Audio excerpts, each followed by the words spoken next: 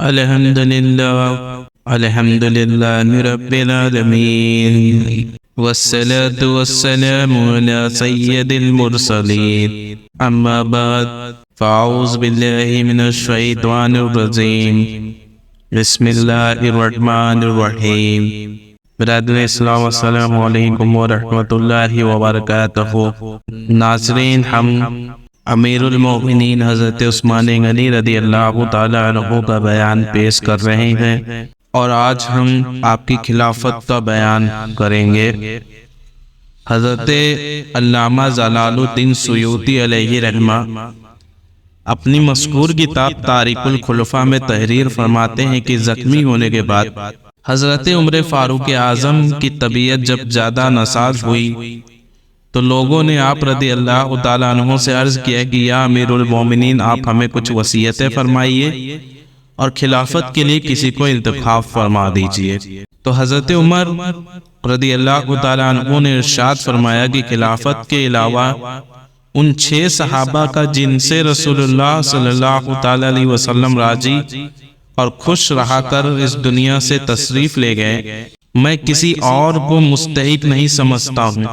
پھر آپ رضی اللہ تعالیٰ عنہ نے حضرت عثمان، حضرت علی، حضرت طلحہ، حضرت زبیر، حضرت عبد الرحمن بن عوف اور حضرت سعد بن ابی وقاص رضوان اللہ تعالیٰ علیہم اجمعین کے نام لیے اور فرمایا کہ میرے لڑکے عبداللہ مجلس شورا میں اس کے ساتھ رہیں گے، لیکن خلافت سے انہیں کوئی سروکار نہیں ہوگا۔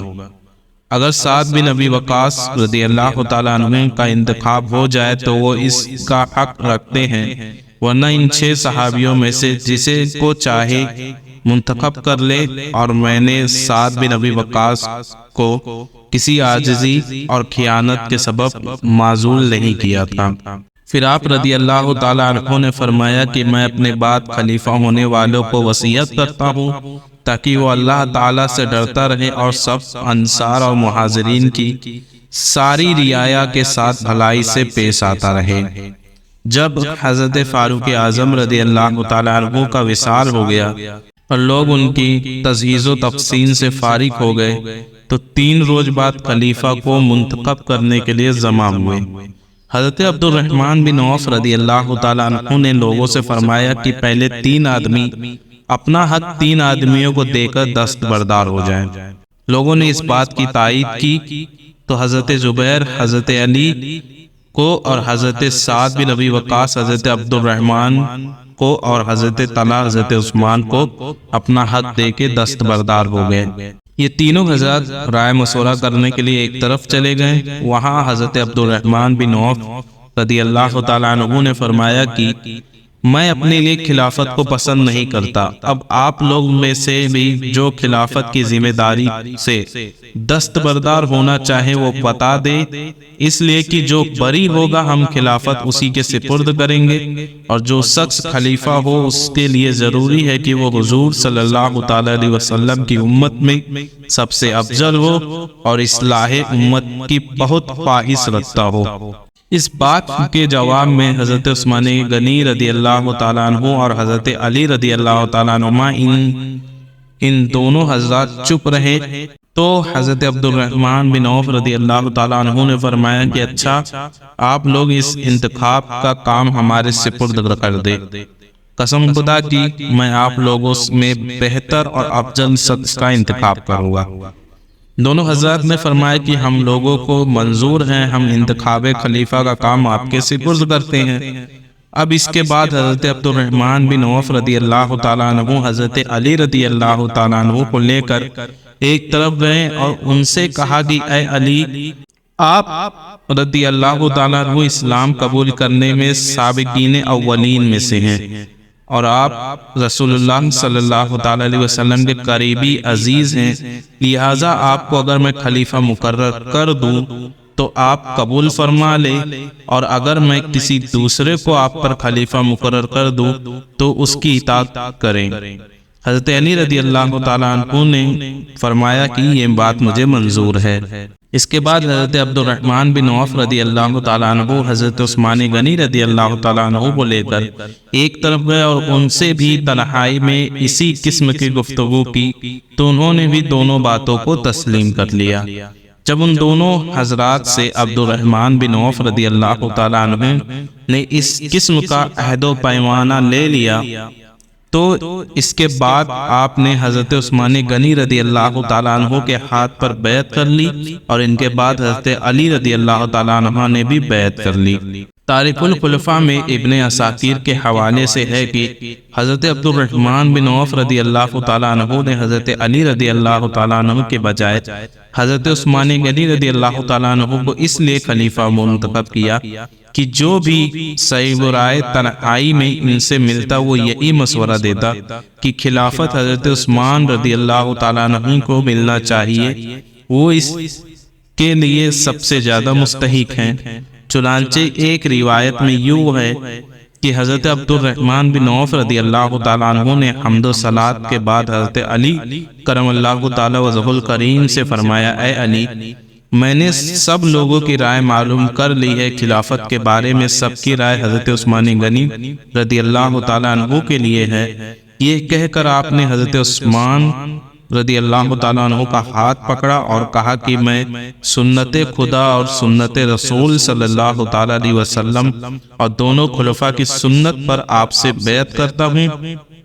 اس طرح سب سے پہلے حضرت عبد الرحمن بن عوف رضی اللہ تعالیٰ عنہ نے حضرت عثمان غنی رضی اللہ تعالیٰ عنہ سے بیعت کی، پھر تمام مہاجرین اور انصار نے ان سے بیعت کی۔ مسند امام احمد میں حضرت ابو وائل رضی اللہ تعالیٰ عنہ سے اس طرح مروی ہے، انہوں نے فرمایا کہ حضرت عبد الرحمن بن عوف رضی اللہ تعالیٰ عنہ سے پوچھا گیا کہ آپ نے حضرت علی رضی اللہ تعالیٰ عنہ کو چھوڑ کر حضرت عثمان رضی اللہ تعالیٰ عنہ کی بیعت کیوں کی؟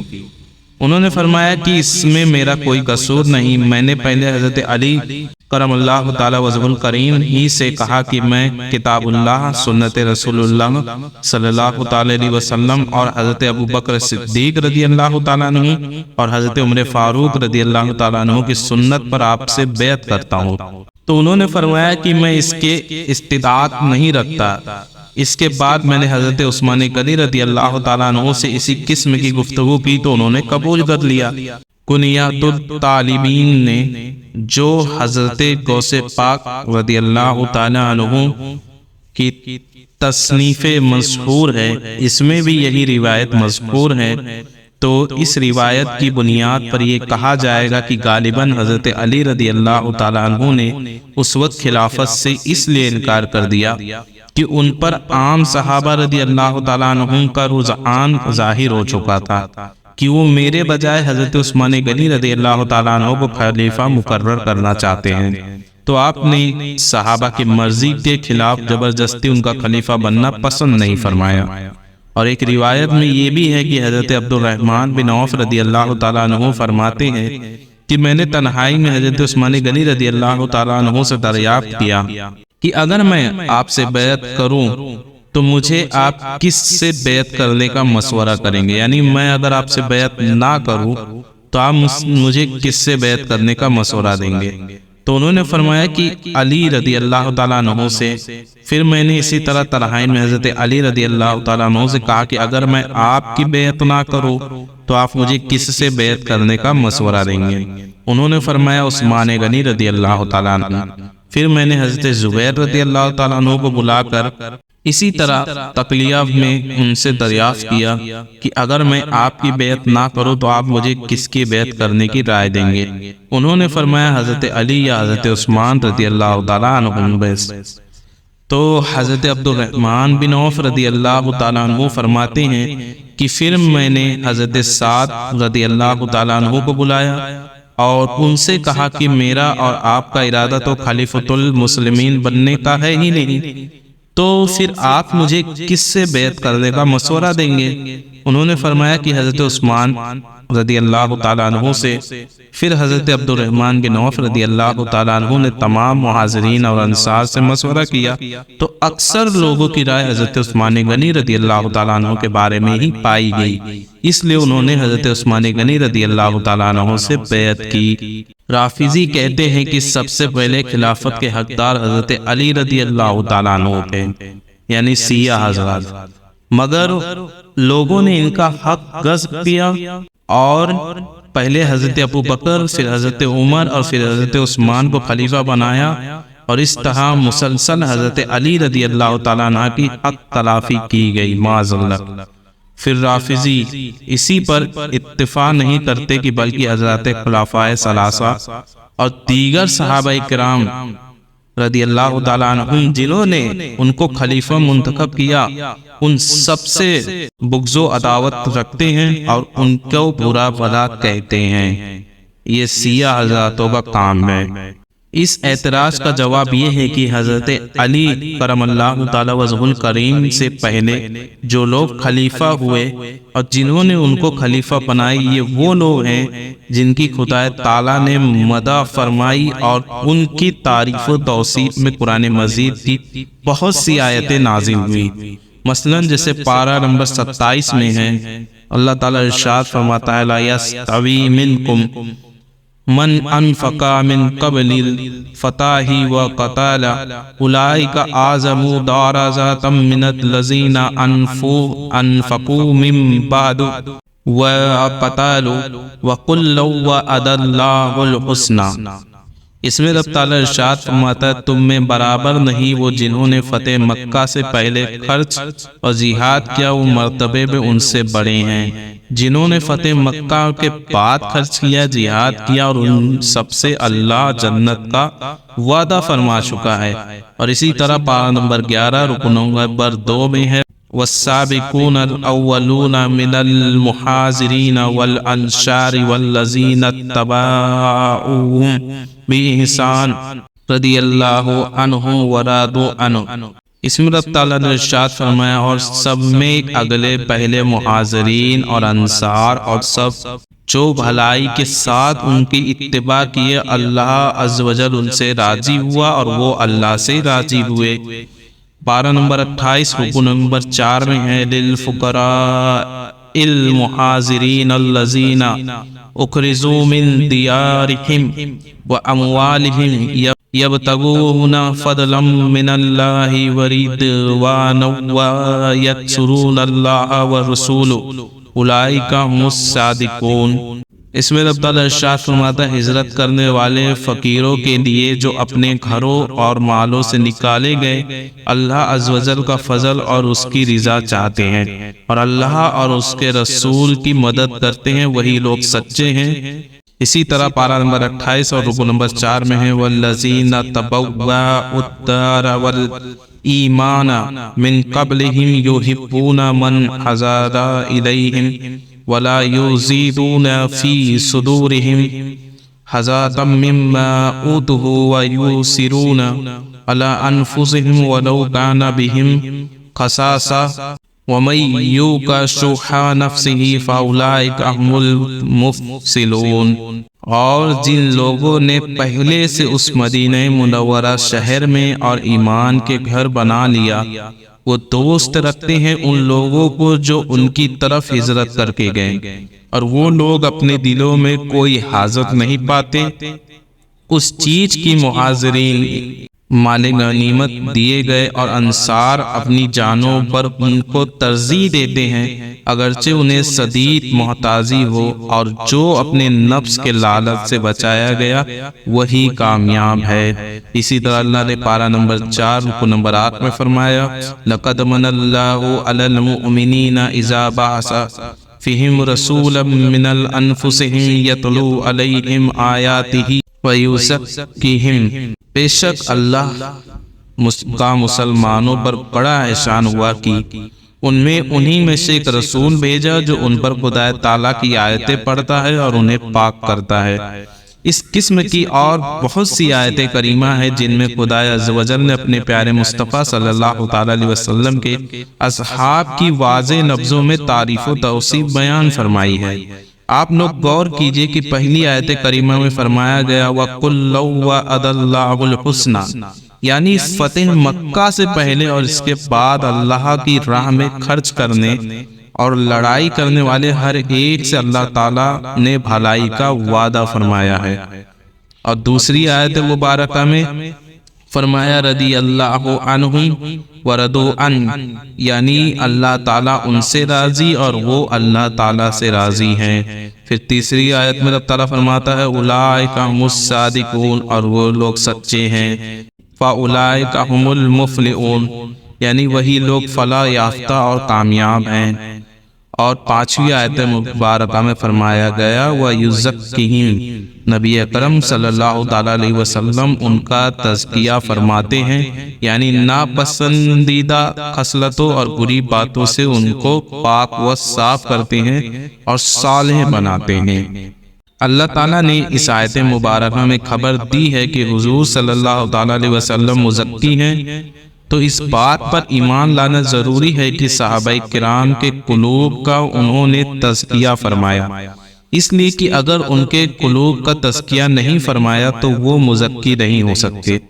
اور جب حضور صلی اللہ تعالیٰ علیہ وسلم نے ان کے قلوب کا تزکیہ فرمایا تو ماننا پڑے گا کہ وہ نیکوکار اور صالح ہیں، ان کے اخلاق بلند ہیں اور وہ اوصاف حمیدہ والے ہیں، ان کی نیتیں صحیح ہیں اور ان کا عمل ہمارے لیے مشعل راہ ہے۔ لہٰذا صحابہ کرام رضی اللہ تعالیٰ عنہم کی جن سے اللہ تعالیٰ نے بھلائی کا وعدہ فرمایا، اللہ تعالیٰ ان سے راضی اور وہ اللہ تعالیٰ سے راضی، اور ایسے لوگ کی جو فلاح یافتہ اور سچے ہیں اور جن کے قلوب مزکہ و مزلہ ہیں، اور ان کے بارے میں یہ فصیح اعتقاد رکھنا کہ انہوں نے حضرت علی کرم اللہ تعالیٰ وجہہ الکریم کا حق کو غصب کر لیا، انتہائی بد نصیبی اور بدبختی ہے، بلکہ قرآن شریف کو چھٹلانا ہے معاذ اللہ۔ بادشاہ جس جماعت سے راضی ہو اور اس کی تعریف و توصیف بیان کرتا ہو، اس جماعت سے بغض و عداوت رکھنا اور ان کی برائی کرنا بادشاہ کی ناراضگی ہے۔ تو خدائے ذوالجلال جو صحابہ کرام رضی اللہ تعالیٰ عنہم سے راضی ہیں اور اپنی کتاب قرآن مجید میں جگہ جگہ ان کی تعریف و توصیف بیان فرماتا ہے، اس مبارک جماعت سے بغض و عداوت رکھنا اور ان کی برائی کرنا خدا تعالیٰ کی سخت ناراضگی کا سبب ہے۔ حضرت علامہ ابو زرعہ رازی رضی اللہ تعالیٰ عنہ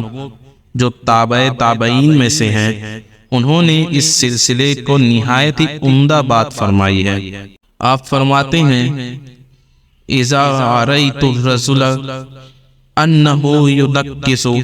احدا من اصحاب رسول اللہ صلی اللہ علیہ وسلم فاعلموا انہ